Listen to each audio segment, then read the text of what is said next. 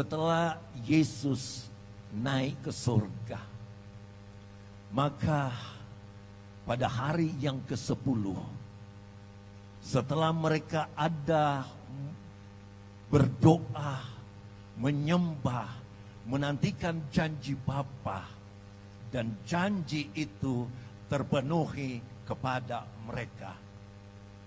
Sehingga mereka, Alkitab katakan mereka dipenuhkan dengan Roh Kudus. Dan baik, dasar firman Tuhan, kita akan membaca kebenaran firman Tuhan yang terambil di dalam Kisah Para Rasul Fatsal yang kedua dengan perikop Pentakosta. Ketika tiba hari Pentakosta, semua orang percaya berkumpul di satu tempat. Tiba-tiba turunlah dari langit suatu bunyi seperti tiupan angin keras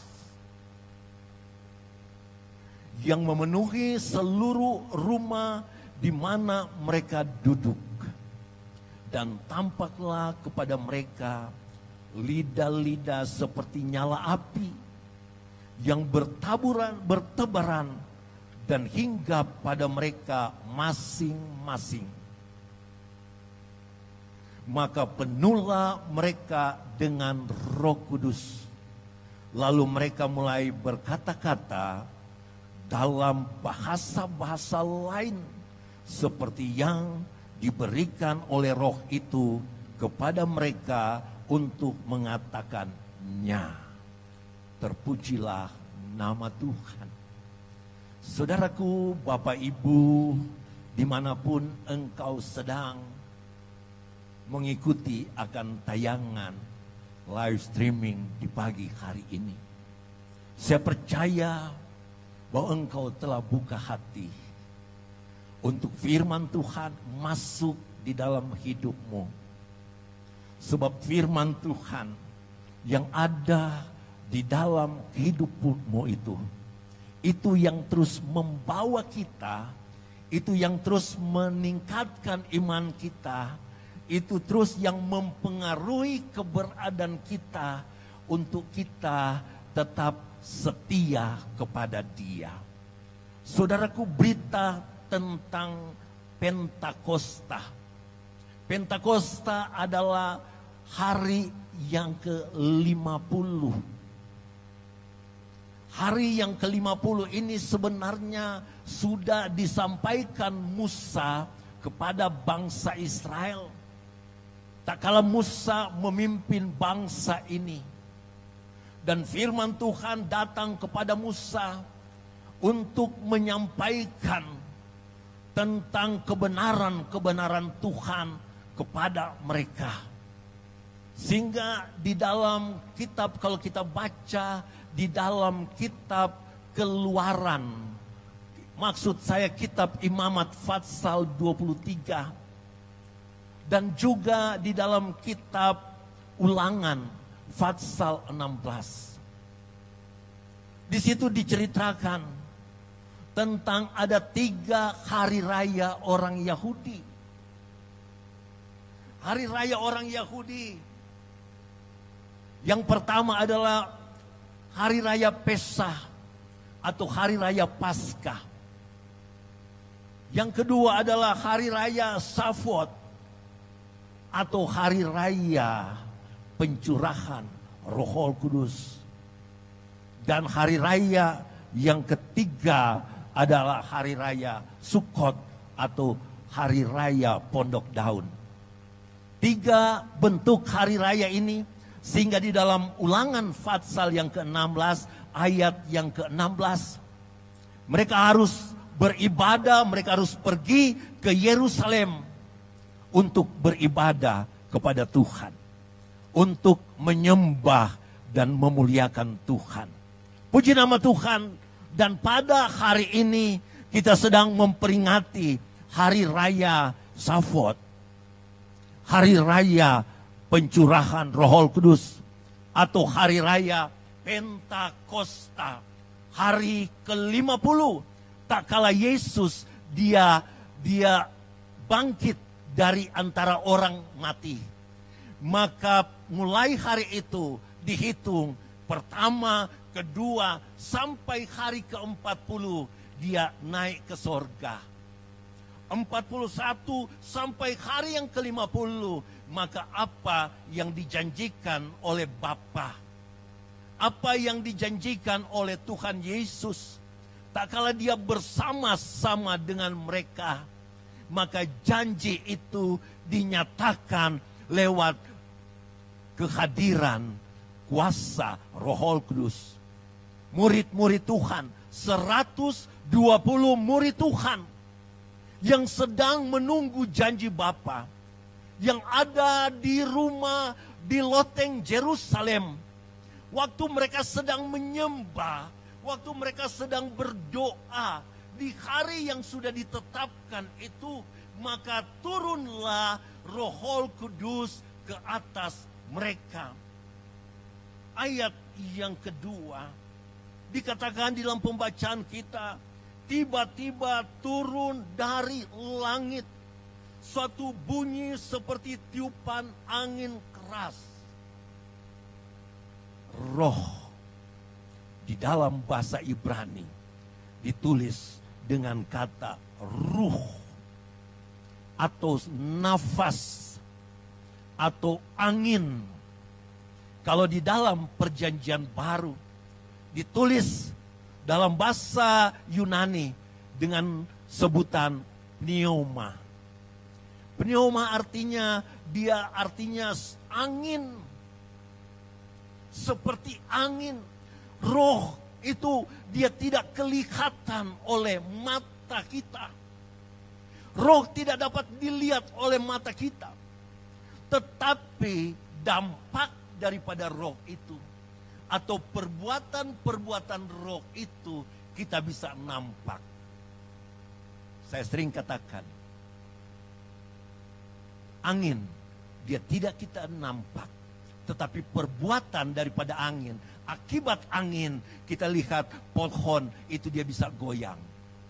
Waktu kita lihat ada pohon yang goyang, itu diakibatkan karena ada angin yang menerpa akan pohon itu sehingga pohon itu goyang.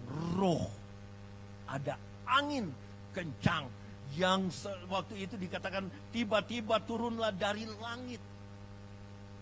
Tiba-tiba atau sungguh dari langit. Jadi bukan angin seperti biasa kita rasakan. Tetapi dari langit. Ada yang menyuruh. Ada yang berkehendak. Dia turun dan dia menerpa keberadaan mereka. Dikatakan di dalam ayat yang kedua, memenuhi seluruh rumah di mana mereka duduk. Memenuhi di mana mereka duduk, di mana ada 120 murid yang sedang menantikan, yang sedang duduk, yang sedang menantikan janji Bapa. Maka angin itu menerpa mereka. Rasakan ada suasana yang lain. Ada suasana dari sorga menerpa mereka. Dikatakan dan ayat yang ketiga, tampaklah kepada mereka lidah-lidah seperti nyala api. Tampak mereka lihat ada sesuatu yang ajaib. Mereka lihat ada sesuatu yang luar biasa. Tampak mereka ada seperti mereka lidah-lidah seperti nyala api. Ada lidah-lidah seperti nyala api yang bertebaran.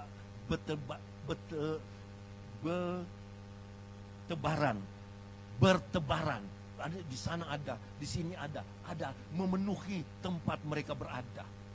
Seperti lidah-lidah api. Api selalu digambarkan seperti Roh Kudus digambarkan seperti api. Roh Kudus digambarkan seperti api. Pada waktu Tuhan memanggil Musa untuk mau bebaskan umat Israel. Sebelum Tuhan membawa Musa untuk masuk ke istana Firaun, maka Musa melihat sesuatu yang luar biasa. Ada belukar yang terbakar. Ada belukar, ada nyala api yang terbakar. Tetapi belukar itu tidak terbakar. Di tengah-tengah belukar ada nyala api. Dan itulah api Tuhan yang nampak kepada Musa. Bahwa sebelum dia akan membebaskan bangsa Israel, Allah berkuasa untuk melakukan perkara-perkara besar. Allah juga berkuasa kepada saudara dan saya. Allah berkuasa kepada kita semua untuk melakukan perkara-perkara besar. Saudaraku, saya mau sampaikan bahwa peristiwa Pentakosta bukan hanya sekedar kisah. Peristiwa Pentakosta bukan hanya sekedar cerita. Tetapi peristiwa Pentakosta ini menyatakan bahwa Allah, dia bukan manusia sehingga dia berdusta. Di dalam kitab Bilangan dikatakan Allah bukan manusia. Bilangan pasal 23 ayat 19. Allah bukan manusia sehingga dia berdusta. Tetapi dia Allah yang menepati janjinya. Kalau dia berkata bahwa ada pencurahan Roh Kudus, maka hal itu pasti dia genapi. Roh Kudus yang dicurahkan itu adalah penggenapan daripada janji Allah. Dia bukan datang pada hari yang ke-40 atau hari 41, hari yang ke-42, atau dia lewat jadi pada hari yang ke-51 atau 55 atau hari yang ke-60, tetapi dia jadi tepat Pentakosta, artinya hari yang ke-50 itu. Maka janji itu dipenuhi. Kuasa Allah masih ada sampai pada hari ini. Dan janji itu, saudaraku, kepenuhan akan Roh Kudus bukan hanya dialami oleh murid-murid Tuhan, tetapi kita sebagai orang percaya, janji tentang kepenuhan Roh Kudus. Dan kita lihat bukan hanya peristiwa itu, bukan hanya peristiwa di loteng Yerusalem, tetapi kita lihat peristiwa terus berjalan. Petrus terus dipakai dengan Roh Kudus yang begitu heran. Murid-murid yang lain. Kita lihat juga Paulus, walaupun dia tidak hadir, dia tidak ada dan dia belum jadi murid pada waktu pencurahan Roh Kudus. Tapi waktu dia dijamah oleh Roh Kudus, waktu dia sedang menuju ke satu tempat yang bernama Damsyik, waktu dia sedang mau menganiaya orang-orang percaya, maka dia dilawat oleh Roh Kudus. Yesus sendiri melawat dia. Dan Roh Kudus memenuhi hidupnya waktu dia percaya, waktu dia didoakan, maka Roh Kudus memenuhi dia. Dan hidupnya dibawa, dipimpin, dia berjalan dengan Roh Kudus. Sekali lagi saya sampaikan bahwa Roh Kudus menjadi kebutuhan saudara dan saya. Roh Kudus adalah kebutuhan saudara dan saya. Kita lihat ayat yang keempat. Waktu lidah-lidah seperti nyala api, dia mulai hinggap kepada mereka. Dia hinggap pada mereka dalam ayat yang ketiga. Maka ayat yang keempat dikatakan, maka penuhlah mereka dengan Roh Kudus. Penuhlah mereka dengan Roh Kudus. Mereka menikmati baptisan Roh Kudus seperti dikatakan di dalam Kisah Para Rasul pasal yang pertama. Juga seperti yang dikatakan Tuhan Yesus.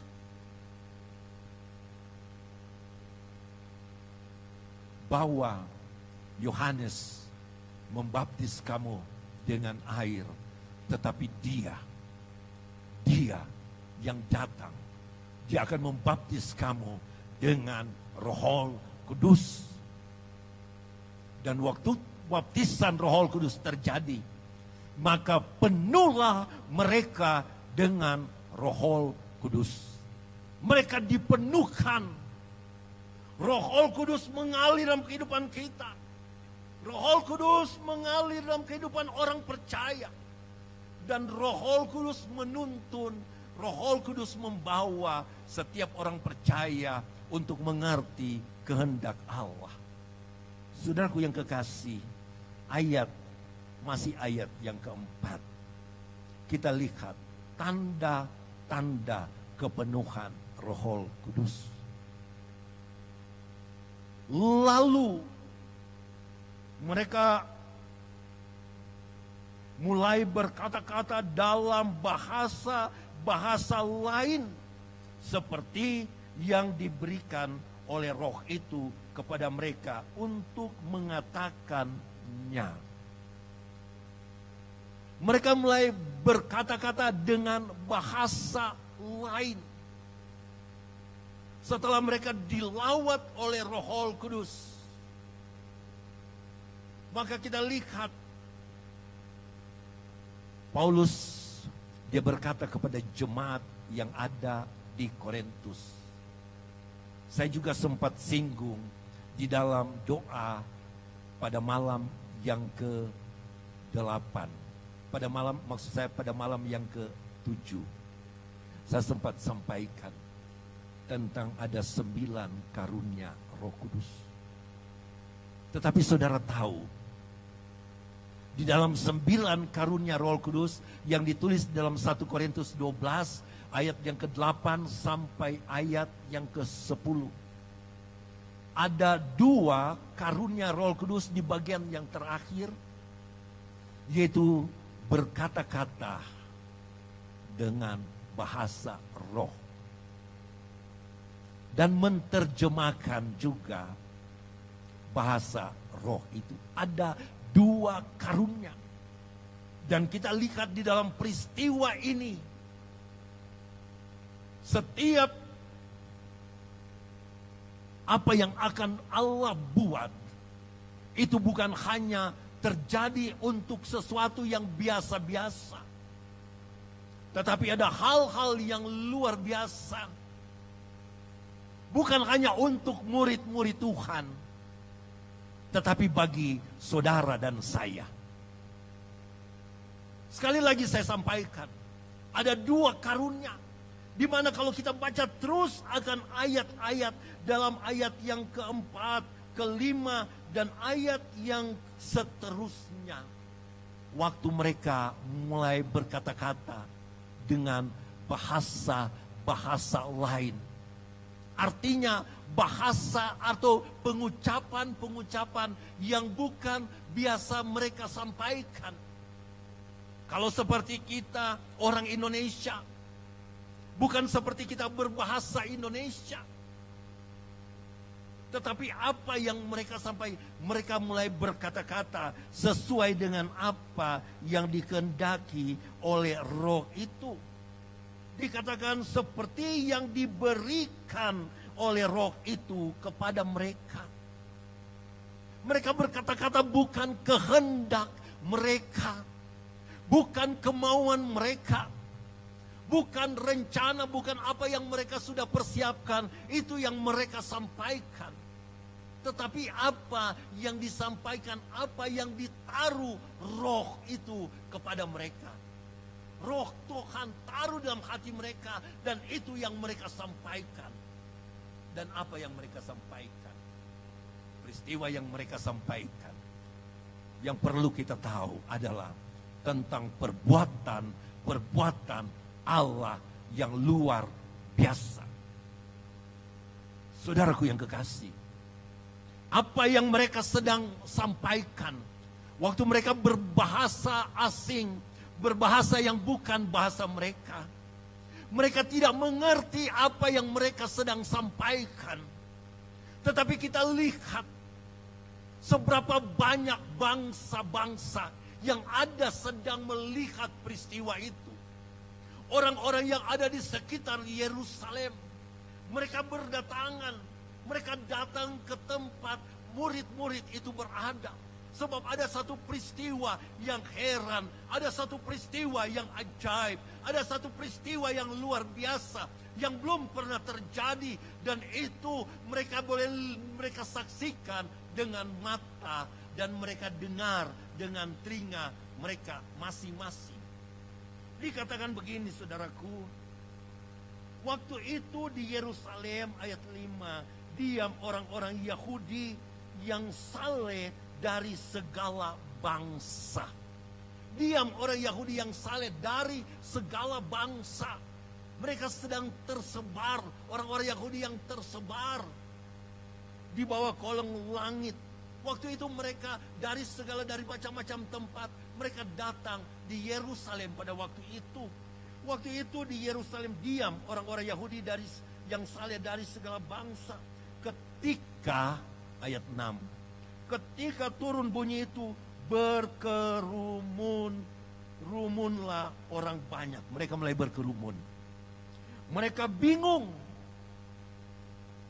karena mereka masing-masing mendengar rasul-rasul itu berkata-kata dalam bahasa mereka sendiri. Rasul-rasul ini orang-orang Galilea. Rasul-rasul mereka tinggal di Galilea. Tetapi waktu mereka ada di Yerusalem, orang-orang mulai bingung. Sebab mereka berbicara, mereka berkata-kata. Itu bukan kata-kata mereka sendiri, bukan bahasa mereka sendiri. Tetapi ini bahasa bangsa lain. Puji Tuhan. Puji Tuhan. Puji Tuhan. Puji Tuhan. Haleluya. Luar biasa pekerjaan Allah yang luar biasa. Tujuan apa? Rupanya berita tentang Pentakosta perlu didengar oleh bangsa-bangsa lain. Bukan hanya untuk 120 murid, tetapi untuk didengar oleh bangsa-bangsa lain. Sehingga berita itu yang mereka dengar adalah bahasa mereka. Artinya yang mereka dengar bukan bahasa asing, tetapi bahasa mereka sendiri. Dan bahasa itu menyentuh mereka, menyentuh hidup mereka. Bahasa itu mereka mengerti. Dan di dalam ayat yang ke-13, ayat yang ke-12, maksud saya, ayat yang ke-11. Baik orang Yahudi maupun penganut agama Yahudi, orang Kreta dan orang Arab, kita mendengar mereka berkata-kata dalam bahasa kita. Mulai dari ayat 8 dan seterusnya kita lihat ada banyak bangsa-bangsa. Ada bahasa ayat yang ke-9, ada bahasa Partia, ada bahasa Media, ada bahasa Elam, di mana penduduk-penduduk Mesopotamia, ada orang Yudea dan Kapadokia, Pontus dan Asia, Frigia. Ini ada banyak bangsa-bangsa, ada banyak mereka yang tersebar. Dan mereka dengar itu bahasa mereka sendiri. Tetapi bagian terakhir dari ayat yang ke-11 yang perlu saudara tahu, yang sangat penting, berita tentang Pentakosta. Berita itu yang mereka dengar penyampaian-penyampaian yang keluar dari mulut murid-muridnya. Bicara tentang bagian terakhir dikatakan tentang perbuatan besar yang dilakukan Allah. Tentang perbuatan besar. Pentakosta.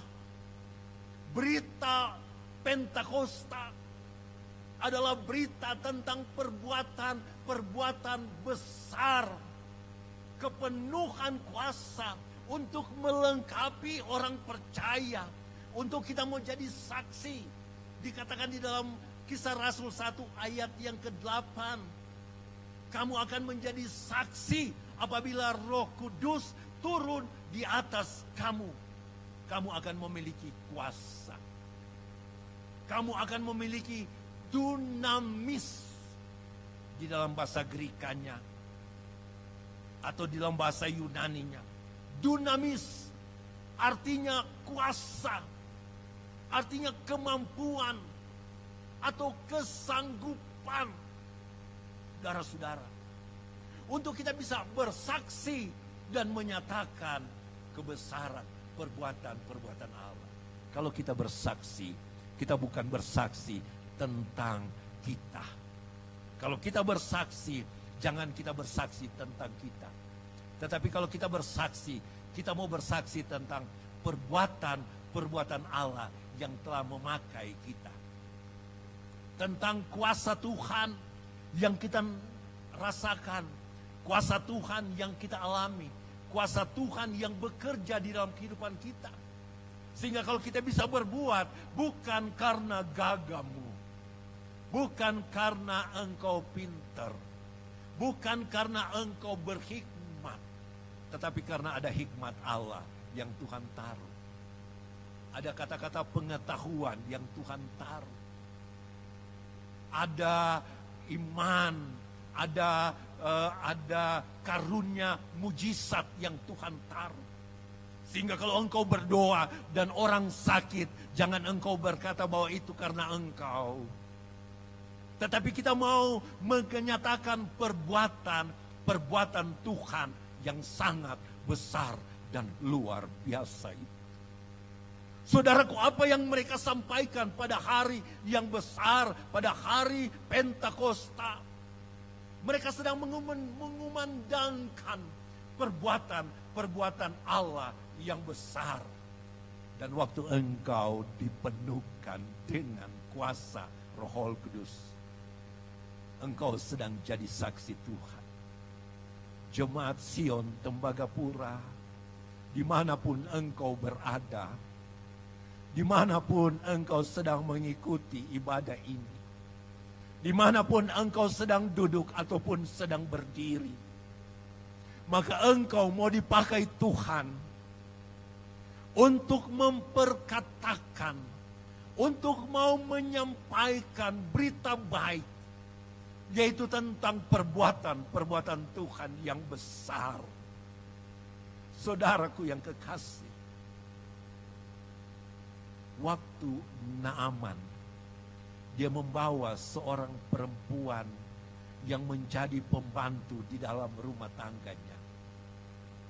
Dan waktu perempuan ini, gadis Israel ini, dia melihat mungkin waktu dia sedang mencuci pakaian daripada raja, daripada Naaman, seorang panglima, seorang tentara yang dipakai oleh Raja Aram untuk membawa kemenangan kepada Raja Aram.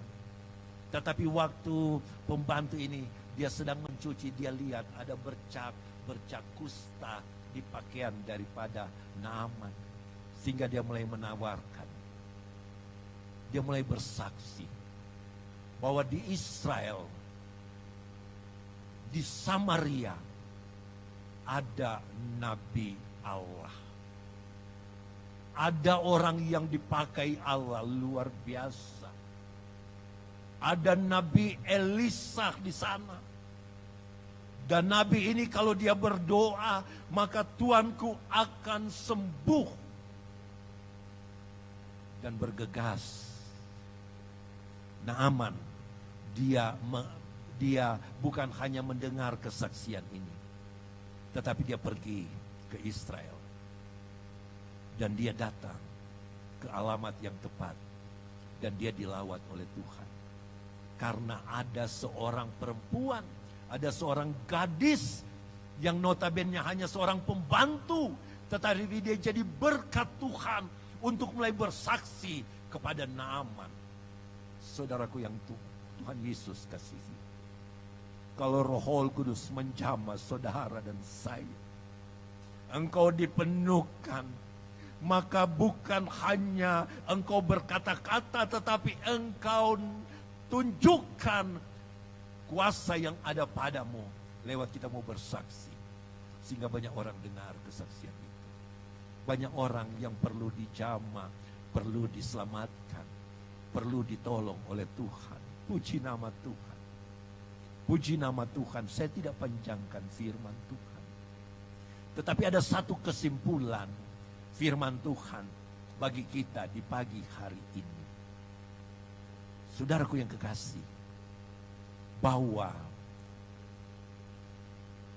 bahasa roh itu masih ada sampai pada detik ini.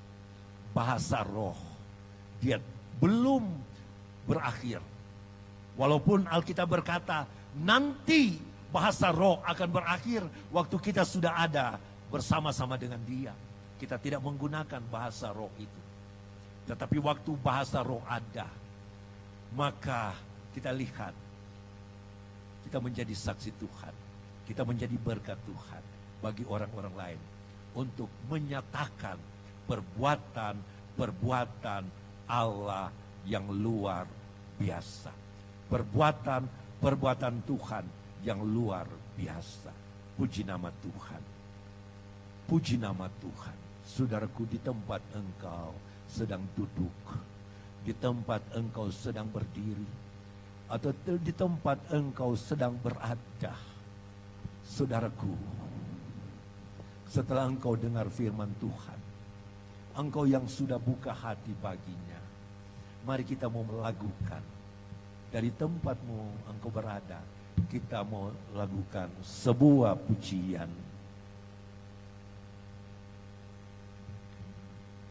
Yesus Tuhan ditinggikan atas segala bangsa. Kita mulai dari kor. Datanglah sekarang.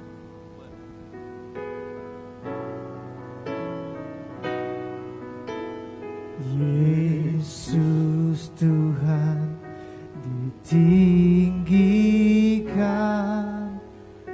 atas segala bala, dimuliakan naik ke surga, berikan Roh Kudusnya. Datanglah sekarang, penuhi kami